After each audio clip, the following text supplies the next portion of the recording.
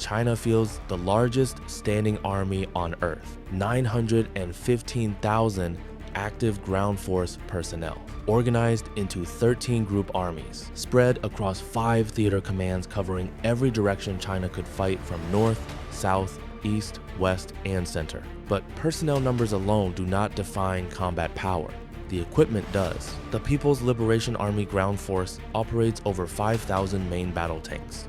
The most capable of these is the Type 99A. It carries a 125mm smoothbore cannon, composite and reactive armor, and an active protection system that detects and intercepts incoming anti-tank rounds before they reach the hull. Alongside it, the newer Type 15 is a lighter tank designed specifically for mountain and high-altitude terrain built for the borders China actually disputes. Behind the tanks come the armored infantry carriers, the Type 08 and ZBD-04. A move troops under fire. They carry 3 0mm autocannons and anti-tank missiles. They are not transport vehicles that stop outside the fight. They fight alongside the tanks. This is a combined arms force, armor, infantry, and fire support moving together as a single system. The most significant shift in Chinese ground combat power over the last 2 decades is not the tanks, it is the missiles. The PLA rocket force is a dedicated branch of the Chinese military responsible for land-based ballistic and cruise missiles. It was elevated to independent service status in 2015, which places it at the same organizational level as the Army, Navy, and Air Force. That elevation reflects how central missile strike capability has become to Chinese military doctrine. The DF-21D is a road-mobile ballistic missile with a range of approximately 1,100 miles. It is specifically designed to strike large surface ships at sea. A single missile of this type can threaten an aircraft carrier. It is launched from a truck, repositioned within hours, and is extremely difficult to target before it fires. The DF-26 extends that range to approximately 2,500 miles, placing U.S. facilities on Guam within reach from the Chinese mainland. It carries both conventional and nuclear warheads and can be switched between the 2 configurations in the field. The DF-41 is China's most capable intercontinental ballistic missile, range exceeding 9,300 miles. Road mobile.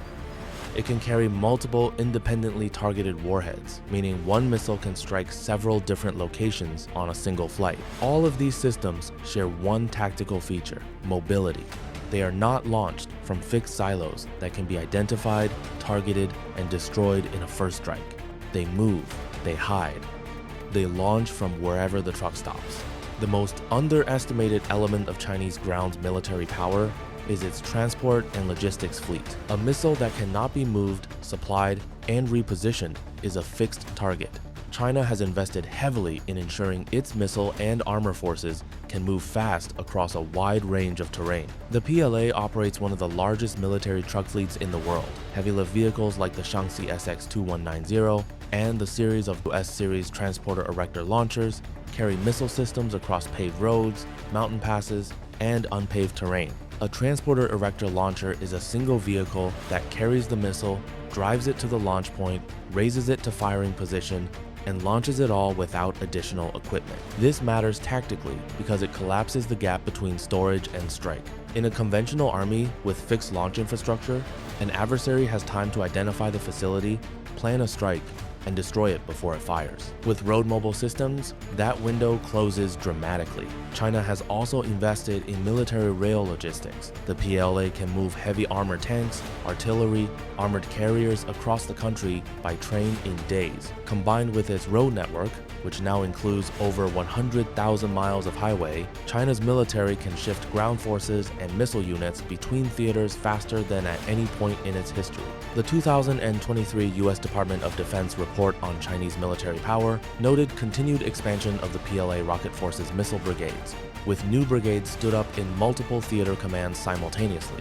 Between the tanks and the ballistic missiles sits China's conventional artillery and rocket artillery force, one of the largest and most modern in the world. The PCL-181 is a wheeled, self-propelled howitzer. It fires 155mm rounds at targets up to 30 miles away. It is mounted on a truck chassis, which means it can move at highway speed, shoot, and relocate before counter-battery radar can direct return fire at its position. The PL-03 and the newer PHL-191 are multiple launch rocket systems. The Shell 191 fires rockets ranging from 70-kilometer range standard rounds up to 500-kilometer range guided missiles from the same launcher. One vehicle, multiple munition types, targets from a city block to 300 miles away. This range of ground-based fires creates layered area denial. Area denial means making it dangerous or impossible for an adversary to operate in a specific zone. A force trying to approach Chinese-held ground by sea, by air, or overland faces fires from artillery, short-range rockets, medium-range missiles, and long-range ballistic missiles, all coordinated from the same command network. The U.S. Department of Defense, in its annual reports to Congress, has consistently assessed the PLA ground and rocket forces as the primary regional military challenge in the Indo-Pacific. China's ground combat power is not built for power projection in the way the US military is designed. It is built for area control, island defense, and the credible threat of strike against any force that approaches its periphery. The tanks hold ground, the artillery clears it, the trucks keep both moving, and the missiles make the entire theater dangerous for anyone without a serious counter-strike and defense architecture already in place. That is the documented force structure. Those are the published numbers. The rest is operational.